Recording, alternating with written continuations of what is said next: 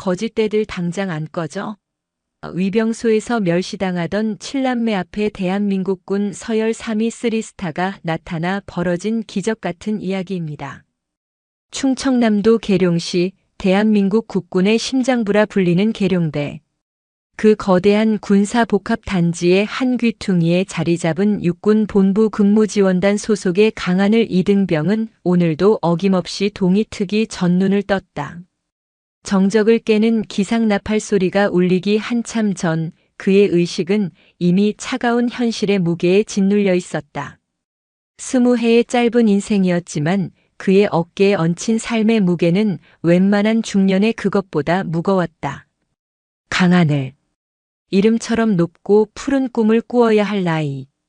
그러나 그에게 하늘은 날아오를 창공이 아니라 7명의 어린 동생들과 병든 할아버지를 홀로 이고 가야 할 버거운 지붕이었다. 5년 전 건설 현장에서 불의의 사고로 아버지가 돌아가셨을 때 가족이라는 하늘의 한쪽 기둥이 무너져 내렸다. 남은 기둥이라 믿었던 어머니는 아버지의 3년 상을 치르자마자 더는 못 살겠다는 쪽지 한 장만 남긴 채 집을 나갔고 그대로 연락이 끊겼다. 그날 이후 20살의 하늘은 7 동생들에게 아버지이자 어머니 그리고 유일한 가장이 되어야 했다. 고등학교를 졸업하자마자 닥치는 대로 일을 했다. 주유소 아르바이트, 식당 서빙, 공사장 인부까지. 그의 손은 또래들의 손에 익숙한 스마트폰 대신 굳은 살과 상처로 뒤덮여갔다. 하지만 벌이는 언제나 턱없이 부족했다. 13살 첫째 보름이부터 11살 가람, 9살 마루, 8살 스라, 7살 쌍둥이 한결과 두결 그리고 이제 막 5살이 된 막내 새벽이까지. 자라나는 아이들의 배를 채우고 낡은 집에 월세를 내고 지병이 있으신 할아버지의 약값을 대기에는 턱없이 모자랐다. 이병통지서가 날아왔을 때 하늘은 눈앞이 캄캄해졌다. 생계 유지가 곤란한 병역 감면 대상이 분명했지만 현실의 벽은 차갑고 높았다. 병무청 직원은 서류 뭉치를 뒤적이더니 무심한 표정으로 말했다. 서류상으로는 어머님이 생존해 계셔서 2차 부양 의무자가 있는 것으로 나옵니다. 규정상 어쩔 수가 없네요. 살아있지만 어디에 있는지도 모르는 가족을 버린 어머니의 존재가 그의 발목을 잡았다. 몇 번이고 읍소하고 동사무소에서 발급받은 서류들을 산더미처럼 쌓아 제출했지만 돌아오는 대답은 늘 똑같았다. 안타깝지만 규정은 규정입니다. 결국 하늘은 눈물을 머금고 입대할 수밖에 없었다. 입대 전날 밤 그는 잠든 7 동생들의 얼굴을 하나하나 쓸어보았다. 제 어미인 양 동생들을 다독이는 마지보름이, 말없이 형의 옷소매를 꼭 쥐고 잠든 가람이, 씩씩한 척하지만 잠꼬대로 형을 부르는 마루 그리고 품에 파고들어 새근새근 잠든 막내 새벽이까지. 이 아이들을 아픈 할아버지를 누구에게 맡기고 가야 한단 말인가. 그는 밤새 소리 없이 울었다. 군 생활은 그에게 또 다른 지옥이었다. 고된 훈련이나 엄격한 군기는 견딜만 했다. 육체적 고통은 차라리 아무것도 아니었다. 그를 정말 미치게 만드는 것은 가족에 대한 걱정과 그리움이었다. 매일 밤 잠 못 이루는 관물대에 엎드려 가족에게 편지를 썼다. 사랑하는 할아버지 그리고 내 동생들에게. 오늘도 무사히 하루를 보냈어. 훈련은 힘들지만 너희들을 생각하면 힘이 나. 할아버지 약은 잘 챙겨 드시고 계시지? 보름아, 내가 고생이 많다. 오빠가 없어서 힘들지? 가람이랑 마루 말 잘 듣고 동생들 잘 챙겨줘. 우리 스라 한결이 두결이 싸우지 말고 사이좋게 지내고. 막내 새벽이 오빠 보고 싶다고 울면 안 돼. 오빠 금방 갈게. 매일 밤 너희들 꿈을 꾼다. 꿈속에서라도 너희들을 안아주고 싶어서. 편지지 위로 툭툭 떨어지는 눈물은 그리움의 무게만큼이나 무거웠다. 그의 사정을 어렴풋이 알게 된 분대장 이종훈 병장이 안타까운 마음에 중대장에게 보고했고 인간미 넘치는 중대장은 하늘의 서류를 챙겨 상근 예비역 전환을 대대장에게 품위했다. 희망이 보이는 듯 했다. 하지만 대대장 황철규 중령은 서류를 훑어보더니 단칼에 잘랐다. 규정에 부합하지 않아. 이 친구 하나 봐주기 시작하면 끝도 없어. 군대는 감상으로 움직이는 조직이 아니야. 그 소식을 전해 들은 날 하늘은 모든 것을 포기하고 싶은 심정이었다. 한편 하늘이 떠난 충청남도 논산의 작은 집에서는 남겨진 가족들의 사투가 계속되고 있었다. 할아버지 강만시공은 아픈 몸을 이끌고 새벽부터 폐지를 주우러 다녔다. 손주의 군 월급만으로는 8식구의 입에 풀칠하기도 벅찼기 때문이다. 그러던 어느 비 오는 날 리어카를 끌고 언덕을 오르던 할아버지가 그만 발을 헛디뎌 넘어지고 말았다. 낡은 리어카와 폐지 더미에 깔린 할아버지는 허리를 크게 다쳐 병원에 입원하게 되었다. 집에 남은 것은 이제 13살 보름이와 6 동생들 뿐이었다. 할아버지가 병원에 입원하자 당장의 생계가 막막해졌다. 쌀독은 바닥을 보인 지 오래였고 아이들은 며칠째 물과 라면 부스러기로 배를 채우고 있었다. 밤이 되면 낡은 집의 외풍은 더욱 거세졌고 어린 동생들은 서로의 체온에 의지의 추위를 견뎌야 했다. 언니, 오빠는 언제 와? 막내 새벽이가 울먹이며 묻자 보름이는 애써 미소를 지으며 동생의 등을 토닥였다. 오빠, 나라 지키러 가서 금방 못 와. 대신 우리가 오빠를 보러 가면 되잖아. 그 순간 보름이의 머릿속에 하나의 생각이 스쳤다. 절박하고 무모하지만 유일한 희망처럼 느껴지는 생각이었다. 오빠를 만나러 가자. 군대에 가서 오빠를 만나게 해달라고 빌자. 가서 우리 사정을 이야기하면 딱한 사정을 봐주지 않을까? 보름이는 밤새 모아두었던 오빠의 편지들을 꺼내 읽었다. 편지 봉투에 적힌 주소. 충청남도 계룡시 신도안면 육군 본부 근무지원단. 주소는 알지만 그곳이 얼마나 멀고 어떻게 가야 하는지 전혀 알 수 없었다. 하지만 이대로 주저앉아 굶어 죽을 수는 없었다. 다음 날 새벽 보름이는 동생들을 모두 깨웠다. 얘들아, 우리 오빠 보러 가자.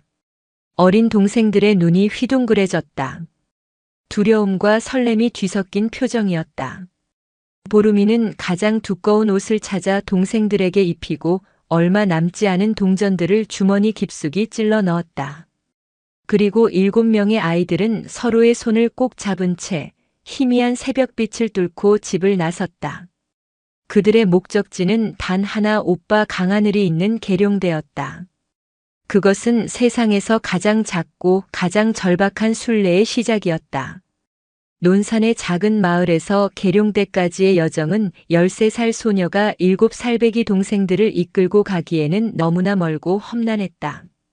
아이들은 낡고 해진 신발을 끌며 버스 정류장까지 한참을 걸었다. 꼬깃꼬깃한 지폐 몇 장과 동전들을 끌어모아 겨우 시외버스 표를 끊었을 때 매표소 직원은 이상한 눈초리로 아이들을 훑어보았다. 얘들아, 너희들끼리 어디 가니? 부모님은 어디 계시고? 보름이는 당차게 대답했다. 계룡에 있는 오빠 만나러 가는 거예요. 버스에 올라탄 아이들은 창밖으로 빠르게 스쳐 지나가는 풍경을 신기한 듯 바라보았다. 그러나 그 신기함도 잠시 배고픔과 피로가 몰려왔다. 보름이는 가방에서 유일한 식량인 식빵 한 봉지를 꺼냈다. 딱 8조각. 보름이는 자기 몫을 떼어 가장 어린 새벽이에게 건네고 동생들이 빵을 먹는 모습을 지켜보며 마른 침을 삼켰다. 언니는 왜 안 먹어? 슬아가 묻자 보름이는 배시시 웃으며 대답했다. 언니는 아까 먹어서 배불러. 거짓말이었다. 속에서는 꼬르륵 소리가 요동쳤지만 보름이는 맞이로서의 무게를 묵묵히 견뎌냈다. 몇 시간을 달려 버스는 계룡 시외버스 터미널에 도착했다. 하지만 그곳에서 계룡대까지는 또 한참을 들어가야 했다. 지도를 볼 줄도 길을 물어볼 용기도 없었던 아이들은 그저 군대라는 이정표만 보고 무작정 걷기 시작했다. 낯선 도시의 풍경과 쌩쌩 달리는 차들은 아이들을 위축시켰다. 막내 새벽이는 결국 울음을 터뜨렸다. 언니 힘들어. 다리 아파. 오빠는 어디 있어? 보름이는 우는 동생을 업고 다른 동생들의 손을 다시 한번 굳게 잡았다. 조금만 더 가면 돼. 저기 큰 산 보이지? 저기 넘으면 오빠가 있을 거야. 보름이의 거짓말은 동생들에게 유일한 희망이었다. 아이들은 서로를 격려하며 다시 걷기 시작했다. 지쳐갈 때쯤 멀리 거대한 위용을 자랑하는 건물이 보이기 시작했다. 정문에는 대한민국을 지키는 가장 높은 힘 계룡대라는 글씨가 선명했다. 드디어 도착한 것이다. 아이들이 계룡대 정문에 다다랐을 때 그들을 맞이한 것은 서슬퍼런 철문과 총을 맨 위병들이었다. 위병소에 있던 박상병과 김일병은 남루한 행색의 아이들이 때로 몰려오자 인상을 찌푸렸다. 어이, 꼬마들. 여기는 왜 왔어? 여긴 너희들 놀이터가 아니야. 어서 집으로 돌아가. 박상병이 귀찮다는 듯 손을 내저으며 말했다. 그의 말투에는 아이들을 향한 무시와 경멸이 섞여 있었다. 보름이가 용기를 내어 앞으로 나섰다. 저희 오빠 만나러 왔어요. 강하늘 이등병이 저희 오빠예요. 육군 본부 근무지원단에 있어요. 보름이는 또박또박 외워온 오빠의 소속을 말했다. 그러나 박상병은 코웃음을 쳤다. 강하늘. 그런 이름 들어본 적도 없는데. 야, 김일병. 너 들어봤냐? 전혀 말입니다. 그리고 이등병 면회는 원래 안 되는 거 몰라? 가족 면회 신청서도 없이 무작정 찾아오면 다 만나주는 줄 알아? 김일병이 거들었다. 그들의 눈에는 법과 규정만이 있을 뿐 눈앞의 어린아이들의 절박함은 보이지 않았다. 제발요, 저희 정말 멀리서 왔어요. 할아버지가 편찮으셔서 꼭 오빠를 만나야 해요. 보름이가 애원하며 눈물을 글썽였다. 뒤에 있던 동생들도 덩달아 울기 시작했다. 아이들의 울음소리가 위병소 앞에 울려 퍼졌지만 위병들의 태도는 요지부동이었다. 어허, 이것들이. 여기가 어디라고 와서 울고불고 난리야. 여기가 무슨 고아원인 줄 알아? 당장 안 꺼져? 자꾸 여기서 떼쓰면 군사경찰 부를 거야. 박상병의 고함에 아이들은 겁을 먹고 더욱 크게 울었다.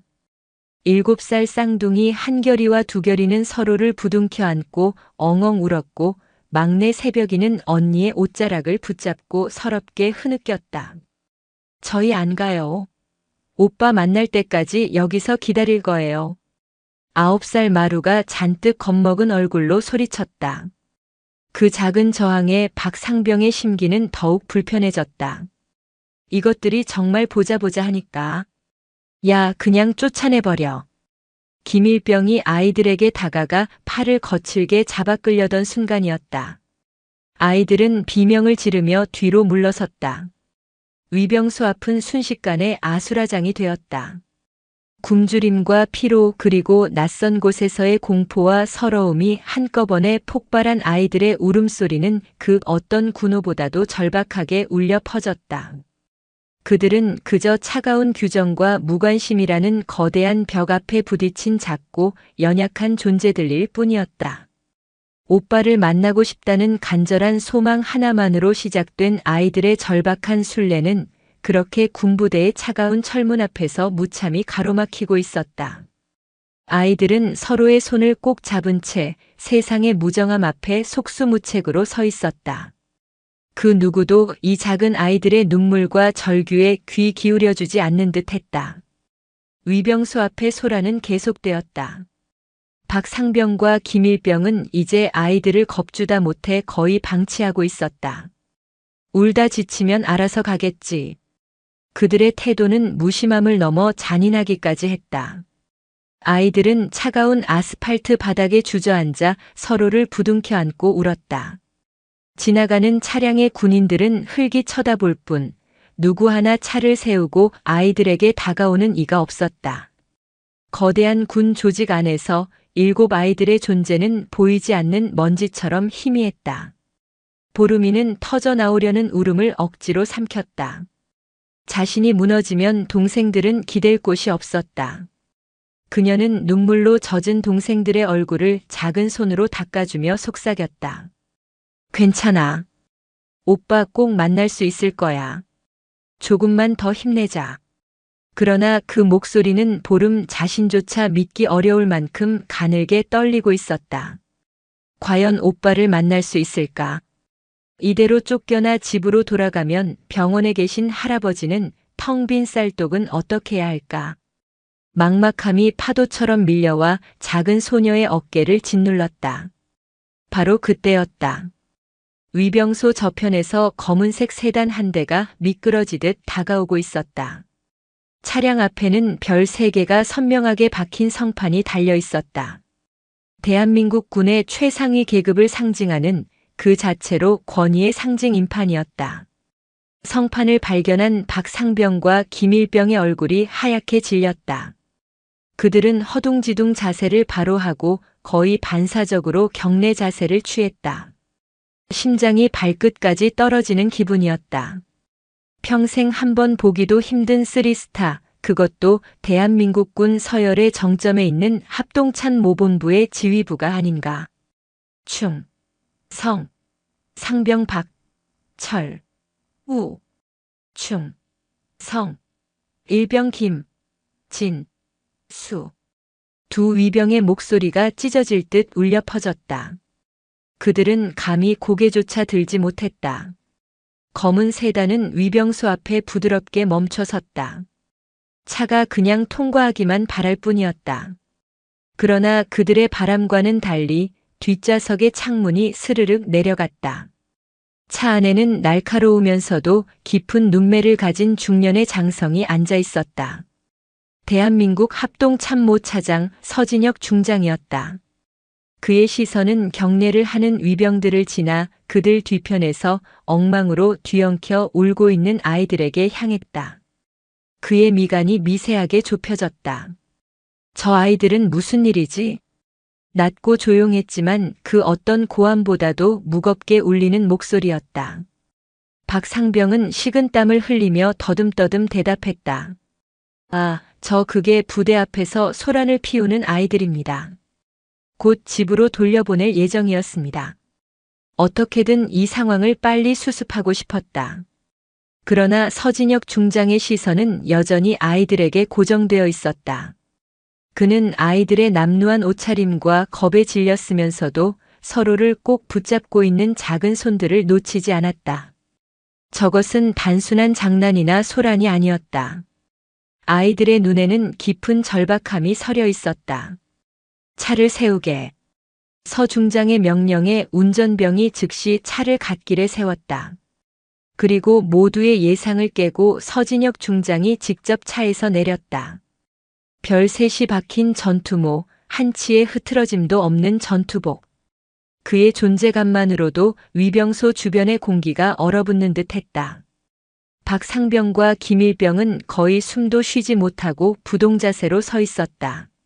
서 중장은 두 위병에게는 눈길도 주지 않고 곧장 아이들에게로 걸어갔다. 거대한 장군의 등장에 아이들은 울음마저 멈추고 겁먹은 눈으로 그를 올려다보았다.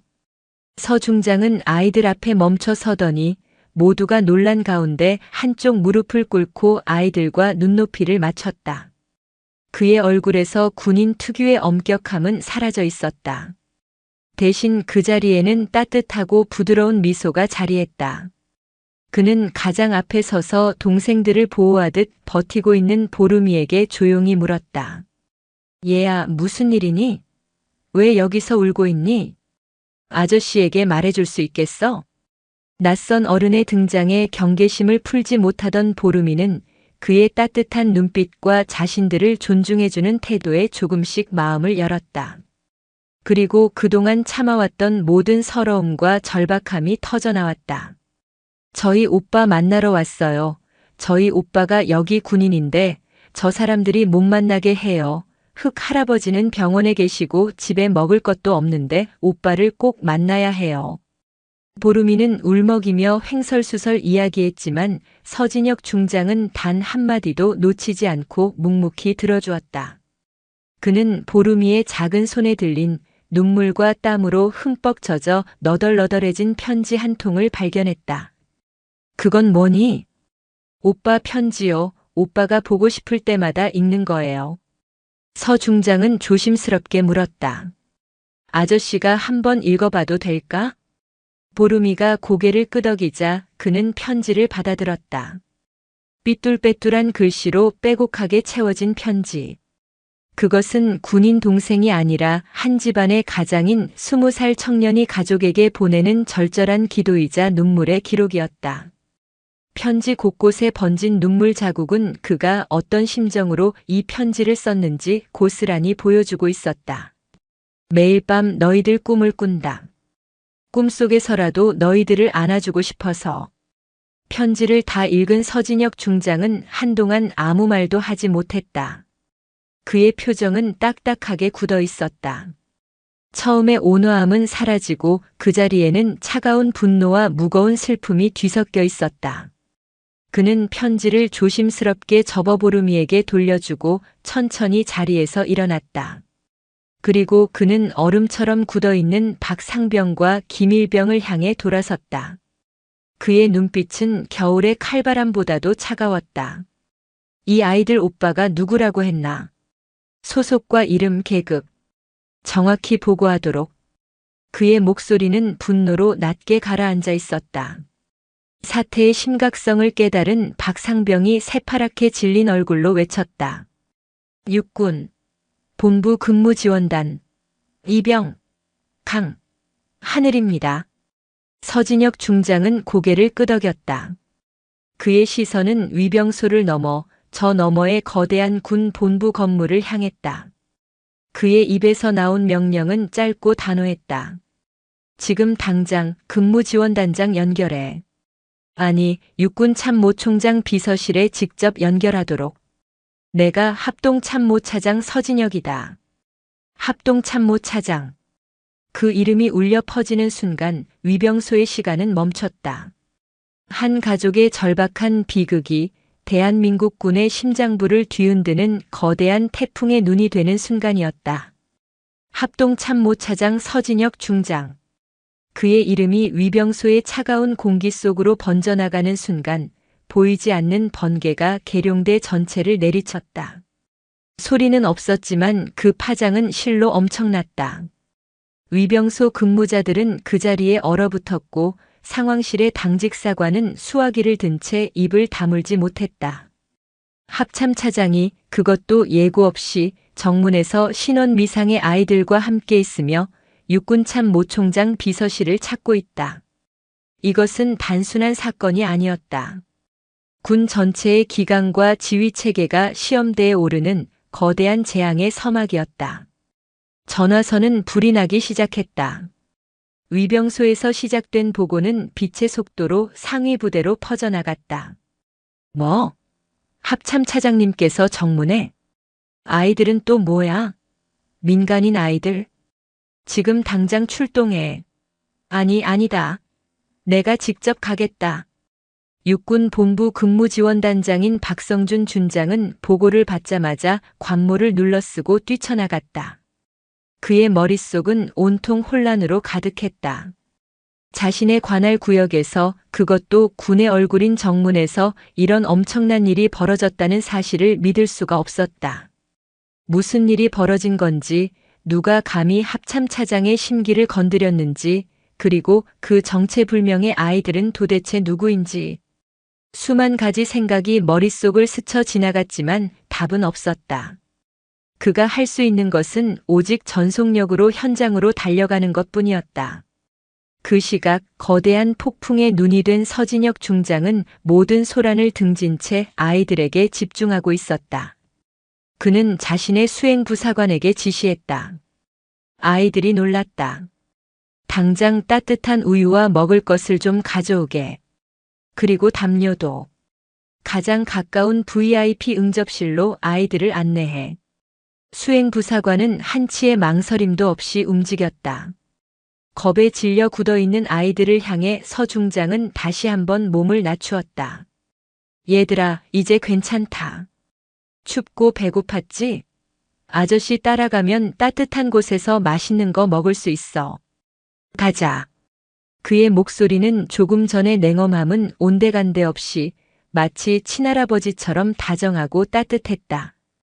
아이들은 잠시 망설였지만 보름이가 용기를 내어 서 중장의 손을 잡자 나머지 동생들도 조르르 그를 따랐다. 군화와 작은 운동화들이 나란히 걸어가는 기묘한 행렬이었다.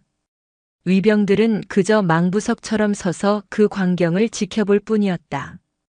자신들이 벌레처럼 취급하며 쫓아내려 했던 아이들이 대한민국군 서열 최상층부의 인물의 따뜻한 보호를 받으며 본부 건물로 들어가는 모습을 박상병의 등줄기에서는 식은땀이 비오듯 흘러내렸다.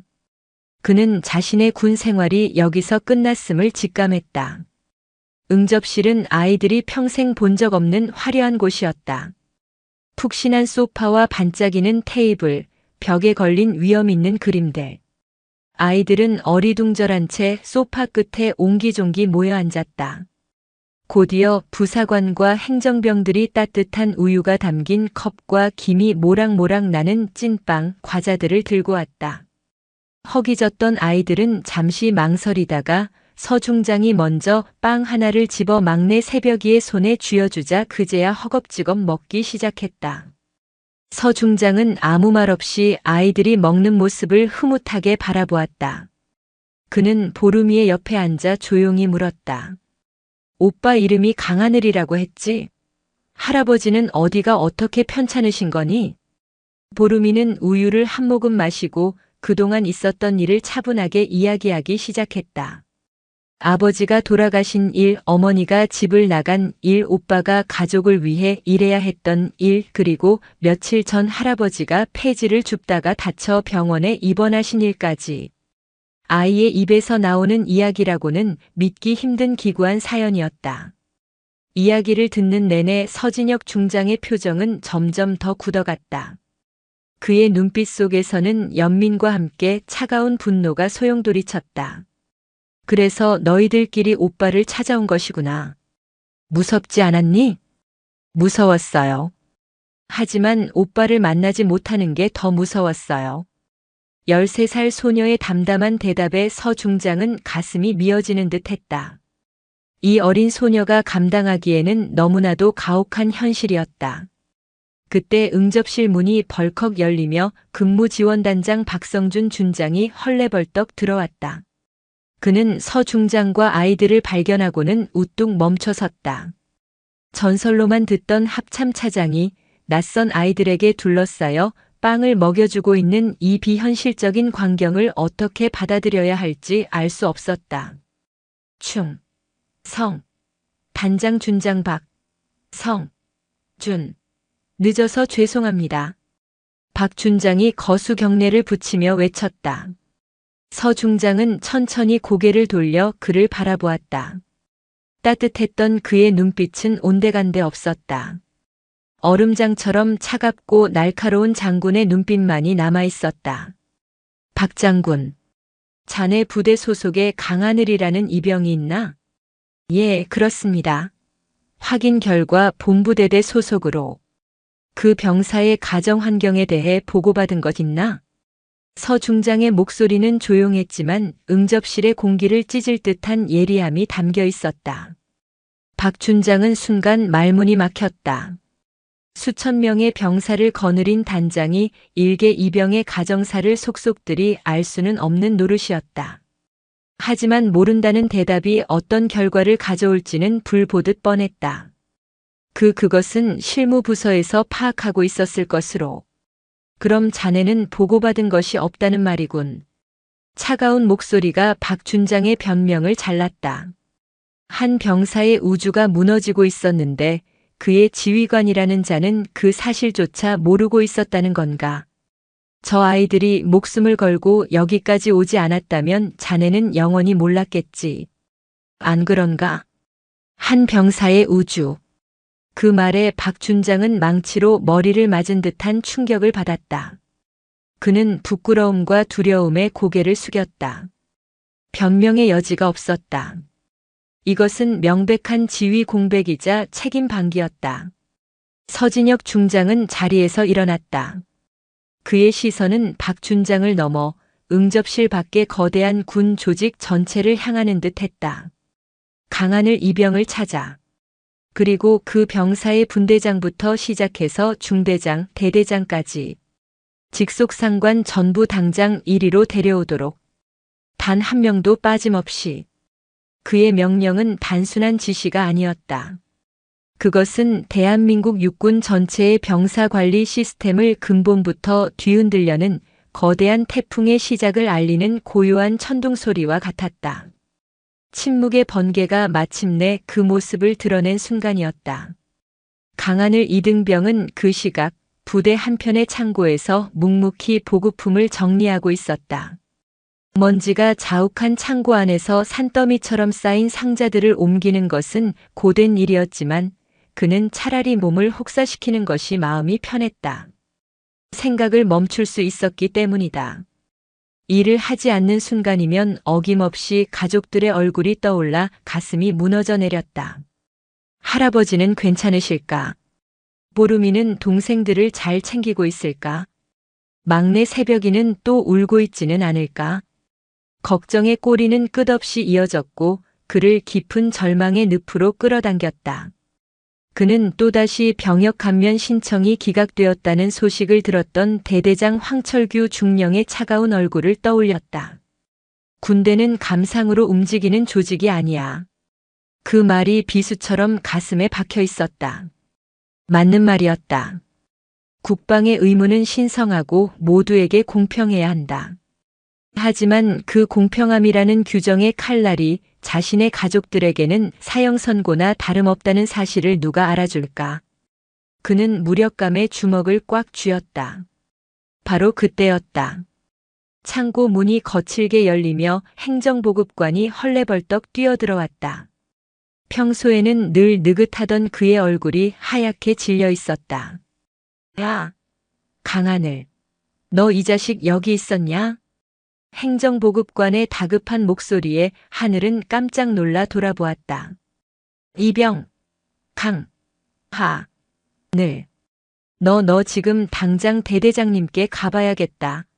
아니야. 나 따라와. 빨리. 행정보급관은 횡설설설하며 하늘의 팔을 잡아 끌었다. 하늘의 심장이 쿵 내려앉았다. 대대장 호출. 그것도 이렇게 긴급하게. 필시 무슨 큰 사고를 친 것이 분명했다. 며칠 전 사격 훈련 때 탄피 하나를 잃어버릴 뻔했던 일, 어젯밤 불침번 근무 중 잠시 졸았던 일. 사소한 실수들이 머릿속을 스쳐 지나갔다. 영창에 가게 되는 걸까? 아니면 설마 가족에게 무슨 안 좋은 일이라도 생긴 건가? 최악의 상상들이 그의 머릿속을 헤집었다. 행정보급관을 따라 창고를 나선 하늘은 부대의 분위기가 평소와 완전히 다르다는 것을 깨달았다. 장교와 부사관들이 이리저리 분주하게 뛰어다녔고 마주치는 모든 이들이 자신을 이상한 눈으로 쳐다보았다. 마치 자신이 거대한 사건의 중심에라도 선 것 같은 기분이었다. 불안감은 극에 달했다. 본부 건물에 도착하자 중대장과 대대장 황철규 중령이 초조한 얼굴로 그를 기다리고 있었다. 황 중령의 얼굴은 평소의 근엄함은 온데간데 없이 사색이 되어 있었다. 그는 하늘을 보자마자 다그쳤다. 강이병, 너 도대체 가족들에게 무슨 말을 한 거냐? 하늘은 영문을 몰라 어리둥절한 표정을 지었다. 예, 그게 무슨 말씀이신지. 됐다. 일단 들어가. 들어가서 절대 말실수하지 말고 묻는 말에만 대답해. 알았나? 황 중령은 하늘의 등을 떠밀어 VIP 응접실 문을 열었다. 그리고 하늘은 그의 인생을 통틀어 가장 비현실적인 광경을 목격했다. 푹신한 소파에 앉아 빵을 먹고 있는 그의 7 동생들. 그리고 그 아이들의 머리를 부드럽게 쓰다듬어주고 있는 어깨에 별 3개가 번쩍이는 낯선 장군. 응접실 한쪽에는 근무지원단장인 박성준 준장을 비롯한 수많은 고위 장교들이 병풍처럼 굳어 서 있었다. 하늘은 자신의 눈을 의심했다. 꿈을 꾸고 있는 것 같았다. 동생들이 왜 여기에? 그리고 저 장군은 누구지? 이곳은 지금 어떻게 돌아가고 있는 거지? 그의 뇌는 눈앞의 정보를 처리하기를 거부했다. 그때 그를 발견한 동생들이 일제히 소리쳤다. 오빠! 막내 새벽이가 가장 먼저 달려와 그의 다리를 껴안았다. 곧이어 보름이를 비롯한 모든 동생이 달려들어 그에게 매달리며 울음을 터뜨렸다. 오빠! 보고 싶었어. 오빠, 할아버지가 아파. 오빠, 집에 쌀이 다 떨어졌어. 아이들의 울음 섞인 외침 속에서 하늘은 모든 상황을 파악했다. 동생들이, 이 어린 것들이 자신을 만나기 위해 그 먼 길을 찾아온 것이었다. 그리고 무슨 영문인지는 모르지만 엄청나게 높은 분을 만나게 된 것이다. 하늘은 동생들을 부둥켜 안고 그 자리에 주저앉아 버렸다. 뜨거운 눈물이 뺨을 타고 흘러내렸다. 미안함, 고마움, 안도감, 그리고 알 수 없는 서러움이 뒤섞인 눈물이었다. 한동안 응접실에는 아이들과 한 젊은 이등병의 울음소리만이 가득했다. 서진혁 중장은 아무 말 없이 그 모습을 지켜보았다.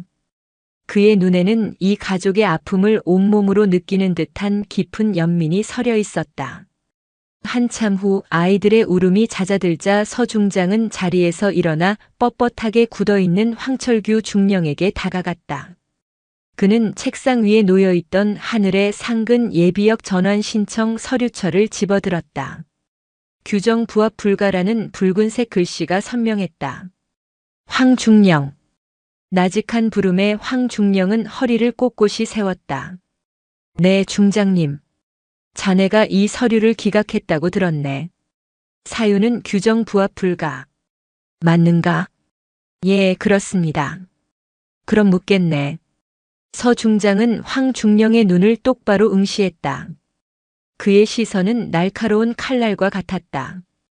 갓 20살 된 청년이 아픈 할아버지와 7명의 동생들을 책임져야 하는 상황. 이것이 자네가 말하는 규정 안에는 들어있지 않은 모양이지?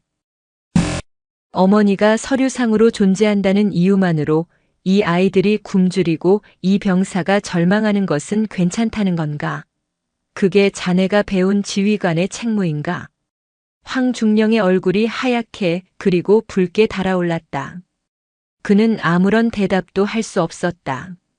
그의 신념이었던 규정이라는 단단한 갑옷이 현실이라는 거대한 망치 앞에서 산산조각 나고 있었다.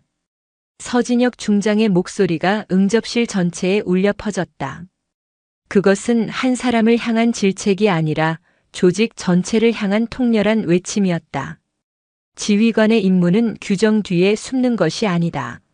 규정의 울타리 안에서 고통받는 부하를 찾아내고 어떻게든 그를 도울 방법을 찾는 것이 지휘관의 진짜 임무다.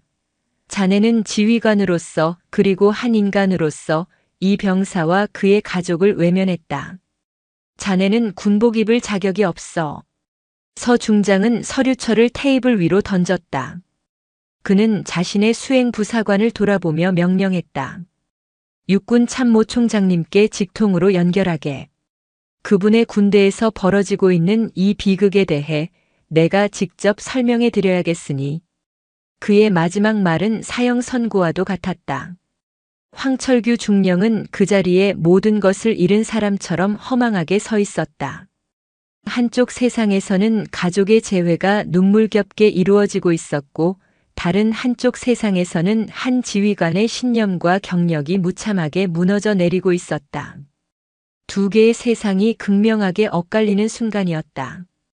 육군 참모총장과의 직통 전화는 길지 않았지만 그 내용은 계룡대 전체를 뒤흔들기에 충분했다. 서진혁 중장은 감정을 배제한 채 강하늘 이병의 가정사와 아이들이 부대 정문까지 찾아오게 된 경위, 그리고 현 지휘계통의 무책임한 대응을 담담하지만 날카롭게 보고했다. 수화기 넘어 대한민국 육군을 책임지는 사성 장군의 침묵은 그 어떤 질책보다도 무겁게 느껴졌다. 통화가 끝난 직후 기적과도 같은 일들이 벌어지기 시작했다. 마치 거대한 댐의 수문이 열린 듯 그동안 꽉 막혀있던 모든 문제가 일사천리로 해결되었다. 첫째, 육군 참모총장의 직접 지시로 강하늘 이병의 상근 예비역 전환이 최우선으로 승인되었다. 복잡한 행정 절차는 모두 생략되었고 24시간 내 모든 조치를 완료하라는 엄명이 떨어졌다. 동시에 하늘에게는 무기한 청원 휴가가 주어졌다. 둘째, 군 최고 의료기관인 국군 수도병원에서 즉시 앰뷸런스를 출동시켰다. 목적지는 논산의 작은 병원에 입원해 있는 하늘의 할아버지였다. 최고의 의료진과 시설에서 할아버지의 치료를 책임지겠다는 군의 약속이었다. 셋째, 육군 본부 복직과와 지역 군부대가 연계하여 강하늘 이병 가족을 위한 긴급 지원팀이 꾸려졌다. 당장 거주할 수 있는 군인 관사를 임시로 제공하고 아이들의 교육과 생계를 지원하기 위한 구체적인 방안들이 논의되기 시작했다. 이 모든 결정이 단 1시간도 채 안 되어 이루어졌다. 서진혁 중장이라는 거대한 힘이 움직이자 굳게 닫혀있던 규정의 벽은 허무하게 무너져 내렸다. 폭풍이 지나간 응접실에는 무거운 침묵이 흘렀다. 황철규 중령은 단장인 박성준 준장과 함께 직위 해제 통보를 받고 고개 숙인 채 응접실을 나갔다. 그들의 뒷모습에는 어떤 변명이나 원망도 담겨 있지 않았다. 오직 자신들의 과오에 대한 깊은 회한만이 느껴질 뿐이었다. 정문에서 아이들을 내쫓으려 했던 두 위병 역시 군사경찰에 인계되어 조사를 받게 되었다. 그들이 무시했던 작은 아이들의 눈물이 그들의 군 생활 전체를 집어삼키는 거대한 파도가 되어 돌아온 것이다. 모든 상황이 정리되자 서진혁 중장은 다시 아이들과 하늘에게로 다가왔다. 그는 여전히 어쩔 줄 몰라 하는 하늘의 어깨를 두드리며 말했다. 강이병. 아니, 이제 곧 예비역이 되겠군. 미안하다. 군이, 그리고 우리가 너무 늦었다. 대한민국 군의 최상층 지휘관이 일개 이등병에게 사과하는 모습. 그 자리에 있던 모든 이들은 숨을 죽였다. 하늘은 황급히 고개를 저었다. 아닙니다. 중장님 덕분에 저희 가족이 살았습니다. 이 은혜를 어떻게 갚아야 할지. 그는 말을 잇지 못하고 눈물만 흘렸다. 서 중장은 하늘의 손을 잡고 동생들 앞에 앉았다. 그는 잠시 창밖을 바라보며 회상에 잠기는 듯 했다. 나도 너희들만 했을 때 참 배가 고팠다. 찢어지게 가난한 산골에서 태어나 군인이 되면 밥은 굶지 않을 거라는 생각 하나로 사관학교에 갔지.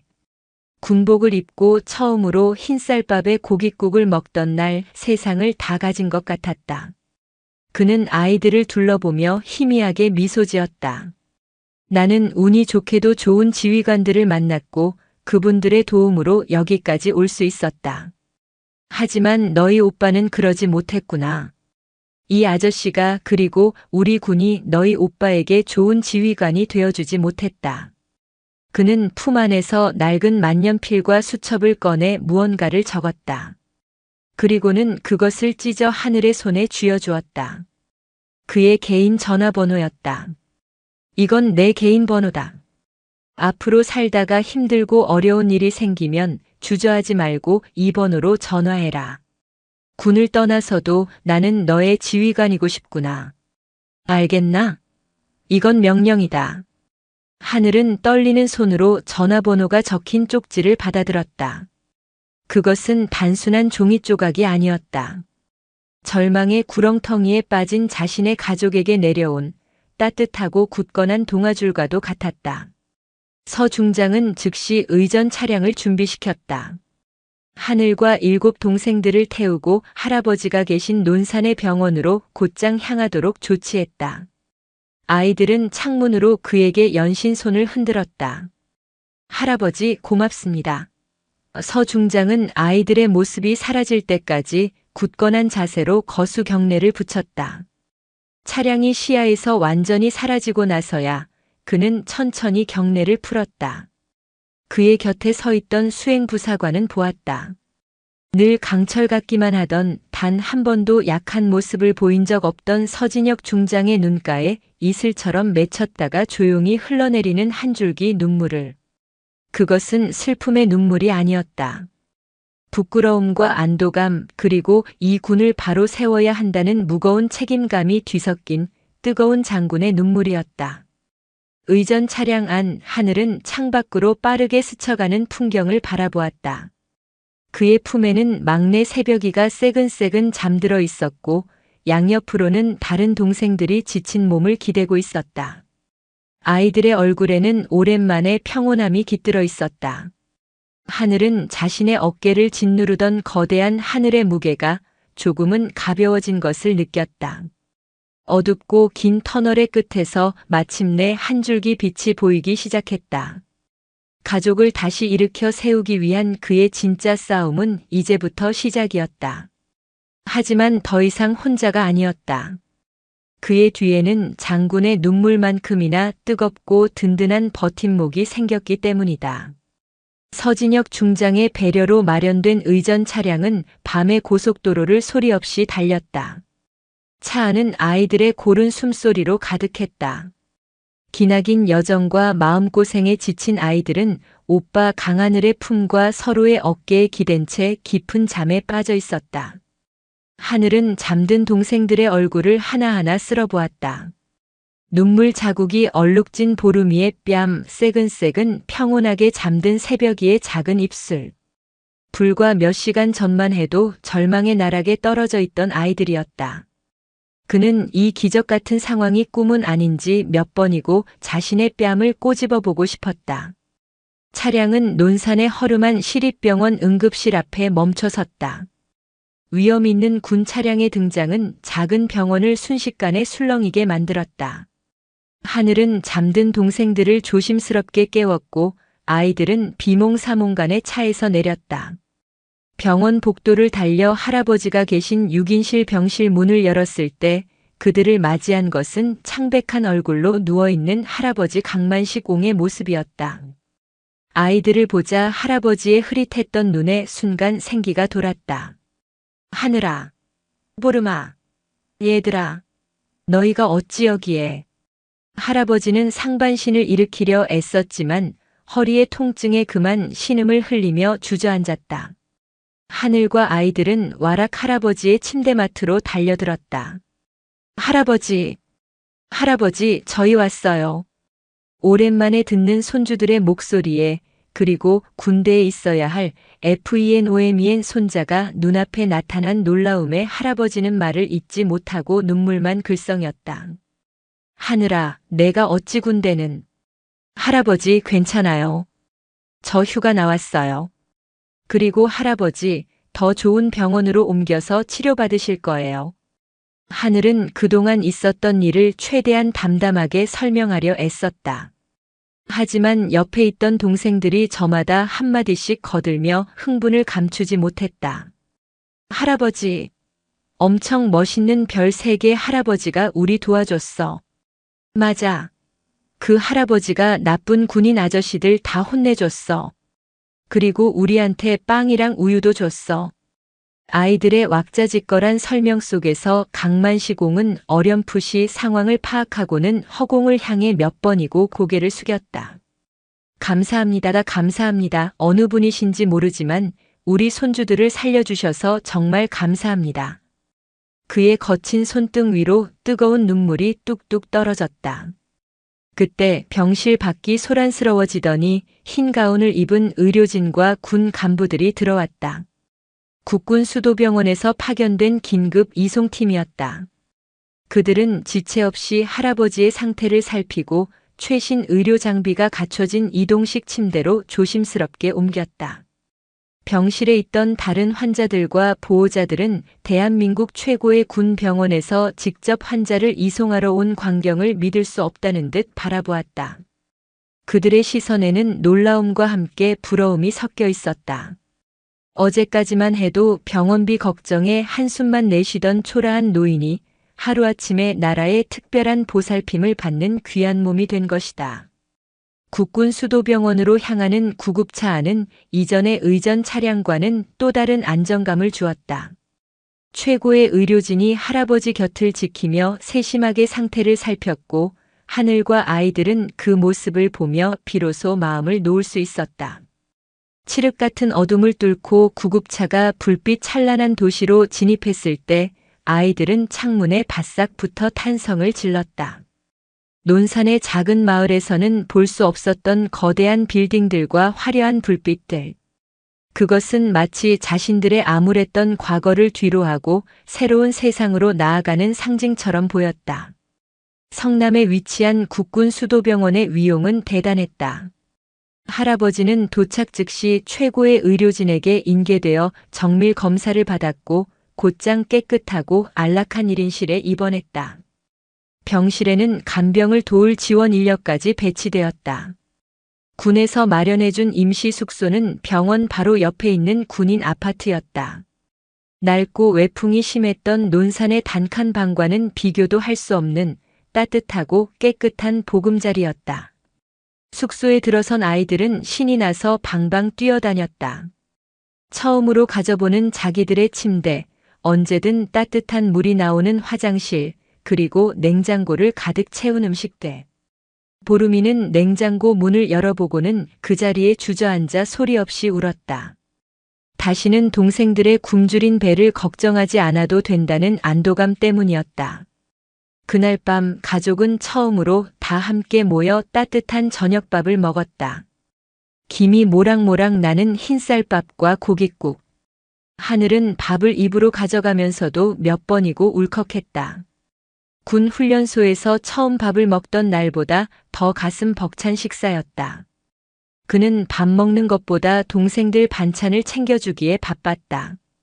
그 모습을 지켜보던 보름이가 하늘의 밥그릇 위에 가장 큰 고기 반찬을 올려주었다. 오빠도 많이 먹어. 이제 오빠가 다 안 짊어져도 돼. 그 한마디에 하늘은 끝내 참았던 눈물을 터뜨리고 말았다. 밤이 깊어 아이들이 모두 잠든 후 하늘은 조용히 숙소를 빠져나왔다. 도시의 밤하늘은 불빛 때문에 별이 잘 보이지 않았다. 그는 품에서 서진혁 중장이 적어준 쪽지를 꺼냈다. 굳은 살 박인 손가락으로 한자 한자 정성껏 문자를 눌렀다. 어떻게 감사의 마음을 전해야 할지 몰라 한참을 망설이다. 가장 솔직한 마음을 담아 보냈다. 중장님 강하늘입니다. 저희 가족에게 내일을 선물해 주셔서 정말 감사합니다. 전송 버튼을 누르고 얼마 지나지 않아 곧바로 답장이 왔다. 짧지만 그 어떤 긴 말보다도 무거운 울림을 주는 메시지였다. 자신의 병사 가족 하나 지키지 못하는 국가는 그 병사의 충성을 받을 자격이 없다. 푹 쉬어라 아들아. 하늘은 그 메시지를 몇 번이고 되뇌어 읽었다. 아들아. 그 따뜻한 단어가 그의 가슴을 깊고 뜨겁게 파고들었다. 그는 어두운 밤하늘을 올려다보았다. 수많은 불빛에 가려 보이지 않던 희미한 별들이 오늘따라 유난히 초롱초롱하게 빛나고 있었다. 마치 절망 속에서 흘렸던 자신과 동생들의 눈물이 이제는 밤하늘의 별이 되어 앞길을 비춰주는 것만 같았다. 길고 길었던 악몽 같은 밤이 지나고 마침내 강하늘 가족에게 새로운 아침이 밝아오고 있었다. 강하늘 이병 가족에게 기적 같은 밤이 지나갈 무렵 계룡대 육군 본부는 전례 없는 태풍의 한가운데에 서 있었다. 강하늘 이병 사건은 단순한 한 병사의 민원을 넘어 군 전체의 복지 및 지휘 시스템을 뿌리부터 뒤흔드는 거대한 이슈로 비화했다. 육군 참모총장이 직접 주관하는 긴급 지휘관 회의가 새벽부터 소집되었다. 회의실의 공기는 얼음장처럼 차가웠고 참석한 모든 장성들의 얼굴에는 긴장감이 역력했다. 회의의 중심에는 합동참모차장 서진혁 중장이 앉아 있었다. 그는 아이들에게 보여주었던 온화한 미소는 거둔 채 날카로운 매의 눈으로 회의 자료를 훑어보고 있었다. 참모총장이 무거운 입을 열었다. 어제 우리 군은 국민 앞에서 그리고 우리 스스로에게 씻을 수 없는 부끄러움을 보였습니다. 나라를 위해 청춘을 바치는 한 병사가 절망 속에 쓰러져가는 동안 우리 중 누구도 그의 손을 잡아주지 못했습니다. 규정과 절차라는 이름 아래 우리는 가장 중요한 것을 놓쳤습니다. 바로 사람입니다. 그의 목소리는 회의실 전체를 진동시켰다. 이것은 황철규 중령 한 사람의 과오가 아닙니다. 보고 체계에 안주하고 부하들의 삶에 무관심했던 우리 모두의 책임입니다. 따라서 오늘부로 강한을 이병 전담팀을 육군 장병 생활보호 긴급 대응팀으로 확대 개편하고 전부대를 대상으로 복지 사각지대에 놓인 장병들을 전수 조사할 것을 명령합니다. 참모총장의 선언은 끝이 아니었다. 또한 이른바 강한을 지침을 하달합니다. 앞으로 각급 부대 지휘관은 생계곤란, 가족의 질병 등 심각한 위기 상황에 처한 병사가 발생할 경우 선조치 후 보고를 원칙으로 합니다. 지휘관의 판단하에 규정을 탄력적으로 적용할 수 있는 권한을 부여하고 그에 따른 모든 책임은 육군 본부가 지겠습니다. 강한을 지침. 한 평범한 이등병의 이름이 대한민국 육군의 새로운 정책이 되는 역사적인 순간이었다. 규정의 벽에 막혀 좌절했던 수많은 장병들에게 새로운 희망의 문이 열리는 순간이기도 했다. 서진혁 중장의 하나의 목소리가 만들어낸 메아리는 그렇게 대한민국 군 전체를 뒤흔드는 거대한 파동이 되어 퍼져나가고 있었다. 사건의 진원지였던 육군 본부 근무지원단 본부대대에는 새로운 지휘관이 부임했다. 직위 해제된 황철규 중령의 후임으로 온 김민준 소령은 엘리트 코스를 밟아온 인재이면서도 따뜻한 인품으로 덕장이라 불리는 인물이었다. 그는 취임식에서 이례적으로 강한을 이병의 사건을 직접 언급했다. 우리 부대는 최근 큰 과오를 저질렀습니다. 한 전우의 고통을 외면했습니다. 저는 오늘 이 자리에서 약속합니다. 저의 지휘 아래 다시는 이런 비극이 반복되지 않을 것입니다. 나의 첫 번째 임무는 작전도 훈련도 아닙니다. 바로 여러분 한 사람 한 사람의 삶을 지키는 것입니다. 여러분의 뒤에 있는 가족까지도 우리 부대가 함께 책임지겠습니다. 김민준 소령의 진심 어린 연설에 대대 장병들은 뜨거운 박수를 보냈다. 변화는 그렇게 가장 낮은 곳에서부터 시작되고 있었다. 한편 세상의 모든 소란을 뒤로하고 강한을 가족에게는 평온한 일상이 찾아오고 있었다. 할아버지 강만시공은 국군 수도병원의 집중적인 치료 아래 빠르게 건강을 회복하고 있었다. 최고의 의료진은 할아버지의 허리뿐만 아니라 그동안 제대로 관리하지 못했던 지병까지 세심하게 돌보았다. 아이들은 군에서 마련해준 아파트에서 새로운 생활에 적응해 나갔다. 태어나서 처음으로 가져보는 자기 방과 책상에 마냥 신이 난 동생들은 인근 학교로 전학수속을 밟고 새로운 친구들을 사귀기 시작했다. 무엇보다 아이들의 얼굴에서 그늘이 사라졌다. 더 이상 배고픔을 걱정하지 않아도 되고 아픈 할아버지 걱정에 잠 못 들지 않아도 되었다. 맞이로서 모든 짐을 짊어졌던 보름이는 이제야 13살 소녀다운 웃음을 되찾았다.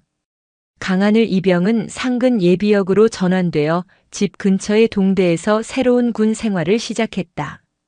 아침에 출근하여 저녁에 퇴근하는 그의 새로운 임무는 낮에는 군인으로서, 밤에는 가장으로서의 역할을 모두 가능하게 해주었다. 그의 사정을 모두 알고 있는 동대장과 동료들은 그를 배려해 주었고 하늘은 성실한 자세로 자신의 임무를 수행하며 감사의 마음을 표현했다. 어느 주말 오후 하늘과 동생들이 할아버지 병문안을 준비하고 있을 때 초인종이 울렸다. 문을 연 하늘은 자신의 눈을 의심했다. 문 앞에는 군복이 아닌 평상복 차림의 서진혁 중장이 인자한 미소를 지으며 서 있었다. 그의 양손에는 아이들을 위한 과자와 장난감 상자가 들려 있었다. 지나가는 길에 들렀다. 할아버님은 좀 어떠신가? 중장님, 어인일로. 하늘이 당황하며 그를 맞았다. 아이들은 별 3개 할아버지라며 와르르 달려 나와 그의 다리에 매달렸다. 서 중장은 격식 없이 바닥에 주저앉아 아이들과 눈을 맞추고 가져온 선물을 하나씩 나누어 주었다. 그의 얼굴에는 대한민국 군의 서열 3위다운 위엄 대신 손주들을 바라보는 평범한 할아버지의 따뜻함만이 가득했다. 그는 할아버지의 안부를 묻고 아이들이 학교 생활에 잘 적응하는지, 하늘의 새로운 군 생활은 어떤지 세세하게 물었다. 그리고 하늘에게 조용히 말했다. 강예비역. 진정한 안보는 철통 같은 경계에서만 나오는 것이 아닐세. 바로 저 아이들의 웃음소리, 저런 평범한 가정을 지켜내는 것에서부터 시작되는 걸세. 우리가 군복을 입는 진짜 이유지. 잊지 말게. 서진혁 중장은 오래 머물지 않고 돌아갔다. 하지만 그가 남긴 온기는 집안 가득 따뜻하게 퍼져나갔다. 하늘은 그가 앉았던 자리를 오랫동안 바라보았다.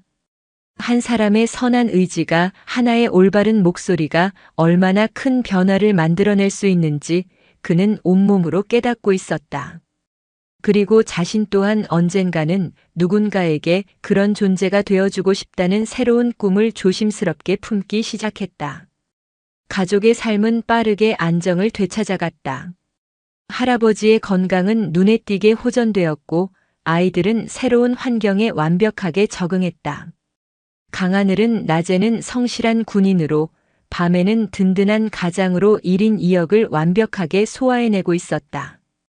모든 것이 제자리를 찾아가는 듯 했지만 아직 해결되지 않은 마지막 그림자가 남아 있었다. 바로 서류상으로만 존재하는 어머니의 존재였다. 어머니의 법적 지위는 이 가족에게 오랫동안 족쇄와도 같았다.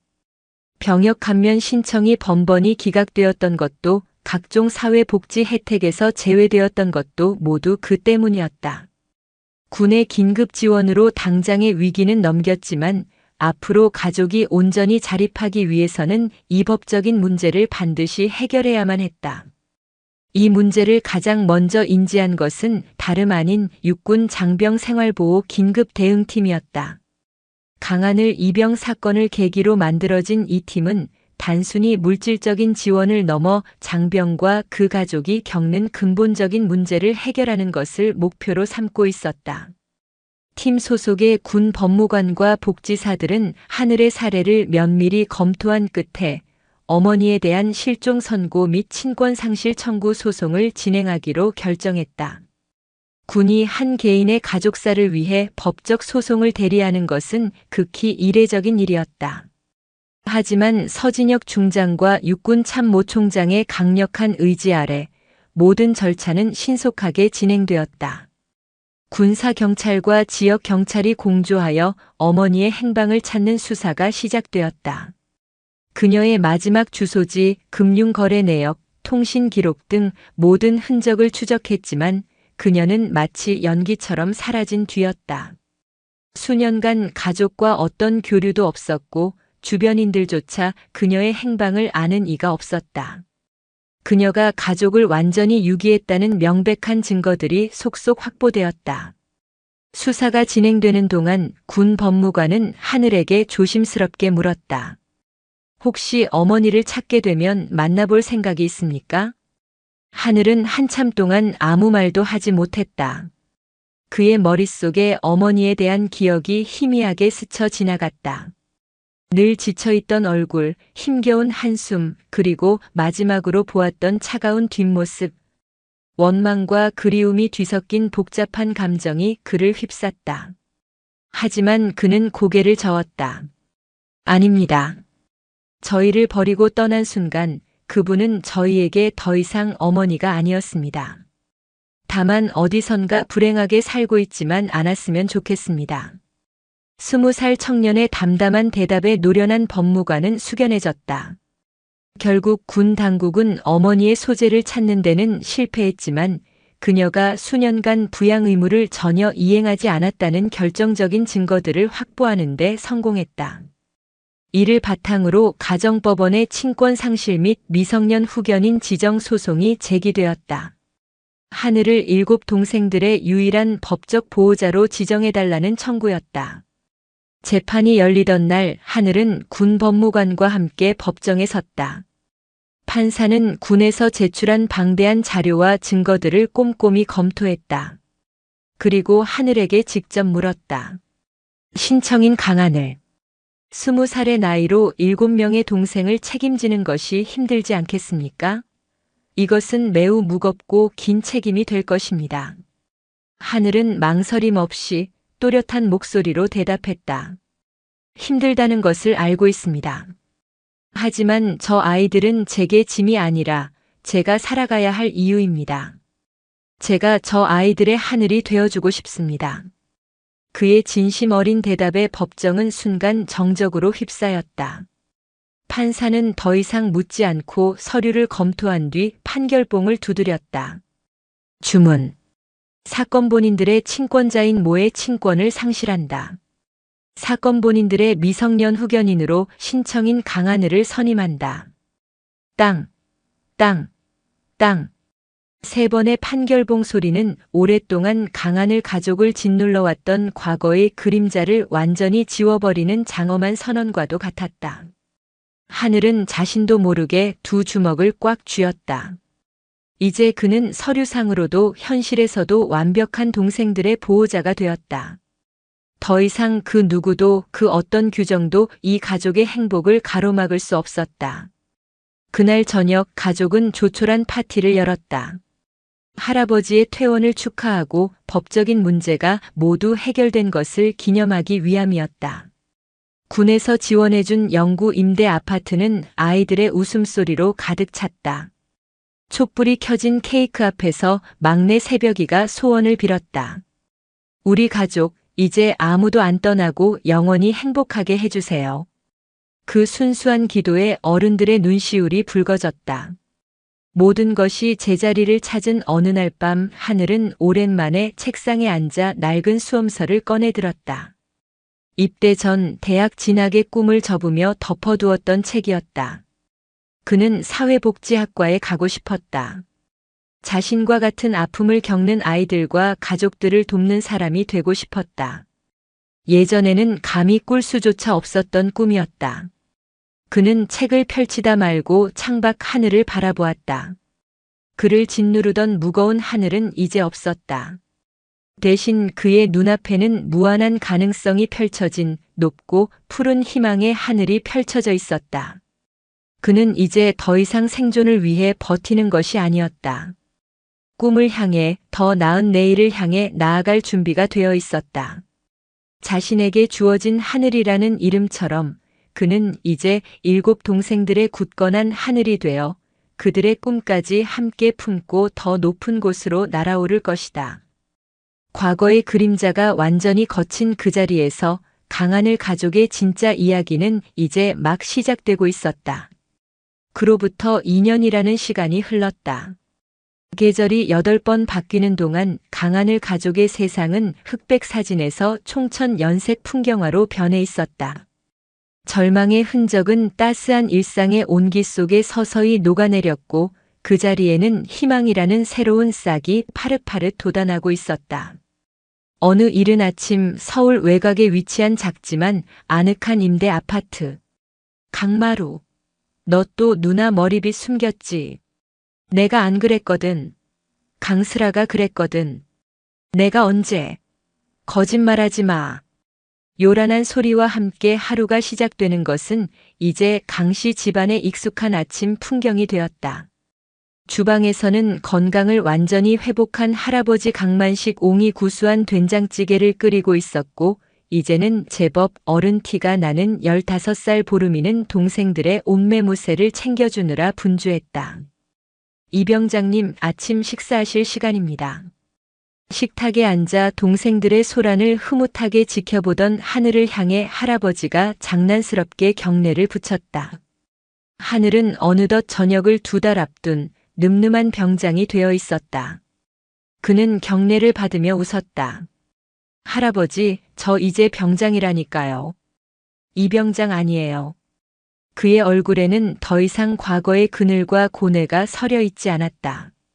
그저 22살 청년의 건강한 미소와 한 가족을 책임지는 가장의 든든한 책임감만이 빛나고 있었다. 상근 예비역으로 복무하며 그는 낮에는 국방의 의무를 다했고 밤에는 동생들의 숙제를 봐주고 미래를 준비하는 학생이 되었다. 그의 삶은 고단했지만 단 한순간도 불행하지 않았다. 곁에는 세상 가장 소중한 가족들이 있었고 그의 미래에는 대학생이라는 새로운 꿈이 기다리고 있었기 때문이다. 같은 시각 경기도의 한 육군 부대. 대대장 김민준 중령진은 이제 막 전입 온 신병과 마주 앉아 있었다. 신병의 얼굴은 근심으로 가득했다. 홀어머니가 지병으로 쓰러지셨다는 연락을 받은 것이다. 신병은 말을 꺼내기조차 어려워하며 눈치만 보고 있었다. 몇 년 전에 황철규 중령이었다면 규정상 신병 위로 휴가는 안 된다며 단칼에 잘랐을 상황이었다. 하지만 김민준 중령은 달랐다. 그는 신병의 서류를 보기도 전에 그의 어깨를 두드리며 말했다. 걱정 마라. 당장이라도 집에 다녀와야지. 행정보급관에게 말해서 열흘간 청원 휴가 조치하고 대대복지기금으로 치료비 일부를 지원하도록 해. 그리고 우리 부대와 협약된 병원에 연락해서 어머님께서 제대로 진료받으실 수 있는지 알아봐. 자네의 임무는 여기서 훈련받는 게 아니야. 어머님 곁을 지키는 거다. 그게 지금 자네에게 주어진 가장 중요한 임무야. 나머지는 군대가 책임진다. 신병은 자신의 귀를 의심했다. 그는 감격에 겨워 눈물을 흘리며 고개를 숙였다. 김민준 중령은 그의 등을 토닥이며 창밖을 바라보았다. 그의 뇌리에는 2년 전 군 전체를 뒤흔들었던 한 이등병의 이야기가 스쳐 지나갔다. 강하늘 지침. 그 지침은 이제 더 이상 종이 위의 규정이 아니었다. 부하를 가족처럼 여기는 지휘관들의 마음속에 살아 숨쉬는 따뜻한 신념이 되어 있었다. 하나의 목소리가 만들어낸 메아리는 이렇게 군대라는 거대한 조직의 풍경을 조금씩 하지만 분명하게 바꾸어 놓고 있었다. 그러던 어느 날 하늘에게 한 통의 두꺼운 편지가 도착했다. 발신인은 합동참모본부 의장 비서실이었다. 가슴이 철렁 내려앉은 하늘이 조심스럽게 봉투를 뜯자 그 안에서 나온 것은 금박이 새겨진 정중한 초청장이었다. 귀하를 서진혁 대장의 저녁식에 귀빈으로 초청합니다. 서진혁 중장은 그 사이 대장으로 진급하여 합참의장 임기를 훌륭히 마치고 이제 40여 년의 군 생활을 명예롭게 마무리하게 된 것이었다. 초청장에는 하늘뿐만 아니라 그의 할아버지와 7 동생들의 이름까지 모두 정자로 적혀 있었다. 저녁식 당일 강하늘 가족은 2년 전과는 완전히 다른 모습으로 계룡대를 다시 찾았다. 말끔하게 교복과 새 옷을 차려입은 아이들의 얼굴에는 설렘과 기쁨이 가득했다. 하늘은 이제는 늠름한 병장의 모습으로 할아버지의 팔짱을 낀 채 정문을 향해 걸었다. 2년 전 눈물과 멸시 속에 가로막혔던 바로 그 위병소였다. 위병소의 근무자들은 초청장을 확인하자마자 허리를 꼿꼿이 세우고 우렁찬 목소리로 경례를 외쳤다. 충성! 들어가십시오. 하늘과 보름이는 그 순간 말없이 서로를 바라보며 희미하게 미소 지었다. 과거의 아픈 기억이 이제는 가슴 벅찬 자부심으로 바뀌는 순간이었다. 저녁식은 장엄하고 성대했다. 대한민국의 모든 군 수뇌부가 모여 한 위대한 군인의 마지막을 축복했다. 강하늘 가족은 가장 앞줄 귀빈석에 앉아 그 모습을 지켜보았다. 단상에 오른 서진혁 대장은 그의 군 생활을 회고하는 전역사를 담담하게 읽어내려갔다. 수많은 작전과 훈련, 군의 발전사에 대한 이야기가 이어졌다. 그리고 연설의 마지막, 그는 원고에 없는 이야기를 꺼냈다. 40년 군 생활 동안 수많은 영광의 순간이 있었습니다. 하지만 저에게 가장 큰 훈장은 바로 사람을 얻은 것입니다. 몇 해 전 저는 부대 정문에서 길을 잃은 작은 천사들을 만났습니다. 그 아이들은 제게 군복의 진짜 무게와 지휘관의 진정한 책무가 무엇인지 가르쳐 주었습니다. 철통 같은 경계와 최첨단 무기만으로는 나라를 지킬 수 없습니다. 저 아이들의 웃음과 이 땅의 모든 평범한 가족들의 행복을 지켜내는 것. 그것이야말로 우리 군의 존재 이유이자 제가 평생 군복을 입었던 단 하나의 이유였습니다. 서진혁 대장의 시선이 정확하게 하늘을 향했다. 두 사람의 눈이 허공에서 마주쳤다. 그 짧은 순간 두 사람은 군인과 민간인, 대장과 병장이라는 계급을 넘어 서로의 삶을 바꾼 운명적인 인연에 대한 깊은 존경과 감사를 나누었다. 행사가 끝난 후 군복을 벗고 평범한 신사의 모습으로 돌아온 서진혁은 하늘의 가족에게 다가왔다. 그는 하늘이 내민 대학교 합격증을 받아들고는 자신의 일처럼 기뻐했다. 사회복지학과라 아주 잘 선택했네. 자네야말로 그 일을 가장 잘 해낼 사람이야. 그는 자신이 설립한 청년 군인 지원 재단의 1호 장학생으로 하늘을 추천하겠다며 그의 꿈을 끝까지 응원하겠다고 약속했다. 그때 한 중년 남성이 그들에게 다가와 깊이 고개를 숙였다. 2년 전 직위 해제되었던 황철규 예비역 중령이었다. 그는 한직으로 밀려났다가 얼마 전 조용히 전역했다고 했다. 강 병장 아니 강하늘 군. 그때는 내가 정말 어리석었네. 자네와 자네 가족에게 평생 갚지 못할 상처를 주었어. 진심으로 사과하네. 그의 사과는 진심이었다. 하늘은 담담한 미소로 그의 손을 맞잡았다. 아닙니다. 저도 저희 가족도 이제는 모두 괜찮습니다. 건강하십시오. 용서와 화해. 그 마지막 매듭이 풀리는 순간 과거의 모든 상처는 비로소 완전히 아물었다. 그날 저녁 집으로 돌아오던 길. 하늘은 계룡대가 내려다 보이는 언덕에 잠시 차를 세웠다. 노을이 온 세상을 붉게 물들이고 있었다. 할아버지와 하늘 그리고 7 동생들은 차에서 내려 말없이 그 아름다운 풍경을 바라보았다. 2년 전 그토록 무겁게 어깨를 짓누르던 하늘. 이제 그 하늘 아래 사랑하는 가족 모두가 함께 서 있었다. 하늘은 막내 새벽이를 번쩍 안아 올렸다. 새벽아 저기 봐. 저녁 노을 참 예쁘다. 그렇지? 응 오빠. 하늘이 꼭 그림 같아. 하늘은 동생들을 그리고 할아버지를 따뜻하게 둘러보았다. 모두의 얼굴에 행복한 미소가 가득했다. 이제 이 하늘은 더 이상 그 혼자 짊어져야 할 무게가 아니었다. 함께 바라보고 함께 꿈꾸고 함께 걸어갈 약속의 풍경이었다. 눈물이 별이 되고 한 사람의 선한 의지가 기적을 만들었던 그 기나긴 여정의 끝에서 강하늘 가족은 마침내 그들만의 온전한 하늘을 찾았다. 그리고 그 광활하고 따뜻한 하늘 아래 눈물과 사랑으로 다시 태어난 한 가족은 빛나는 내일을 향한 희망찬 첫걸음을 내딛고 있었다.